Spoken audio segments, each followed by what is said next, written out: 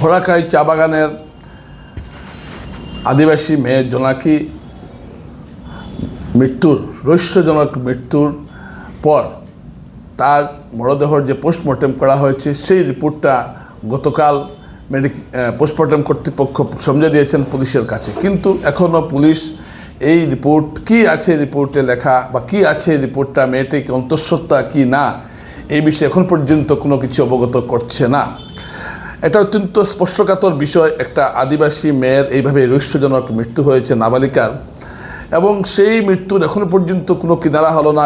গত রোববারে হয়েছে, আজ শুক্রবার। এবং পোস্টমর্টেম করা তো আটকানোর চেষ্টা করা হয়েছিল, তারপর পোস্টমর্টেম হয়েছে। এখন এই পোস্টমর্টেমের রিপোর্ট যেটা আছে এটা এখনও প্রকাশ্যে আনা হচ্ছে না। কেন?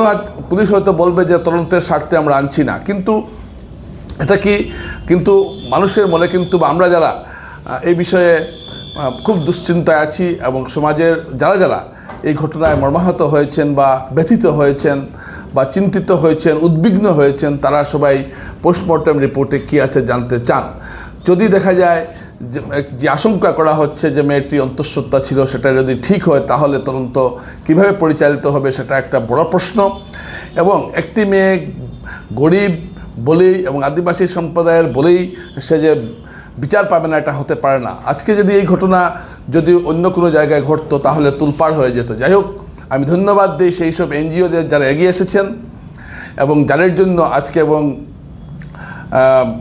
বিধায়ক রাজদীপ গোয়ালা এই ব্যাপারে হস্তক্ষেপ করেছেন।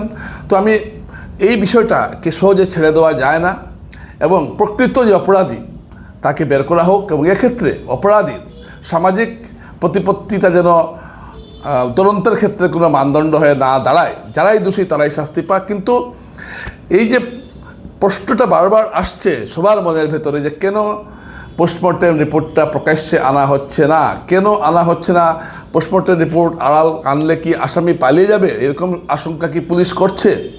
এটা একটা বড় প্রশ্ন। তাই আমার পুলিশের কাছে একটাই বক্তব্য যে আপনারা তাড়াতাড়ি পোস্টমর্টেম রিপোর্টটা প্রকাশ করুন, কারণ আমরা অধীর আগ্রহে জানতে অপেক্ষা করছি উদ্বেগের সঙ্গে এই ঘটনাটা কি হয়েছে। পোস্টমর্টেম থেকে অনেকটাই জানা যাবে ঠিক কোন সময় সে মারা গিয়েছিল মেয়েটি, কোন সময় বর্জানন্দ হসপিটাল যাওয়া পর্যন্ত তার প্রাণ ছিল কি ছিল না, এবং সে অন্তঃসত্ত্বা ছিল কি ছিল না। এই অনেকগুলো প্রশ্ন কিন্তু মানুষের মনে ঘুরপাক খাচ্ছে। তাই অতি তাড়াতাড়ি এই পোস্টমর্টেম রিপোর্টটা বের করা হোক, যাতে আমরা বুঝতে পারি নাগরিক হিসাবে যে আসলে কি ঘটেছিল। নমস্কার।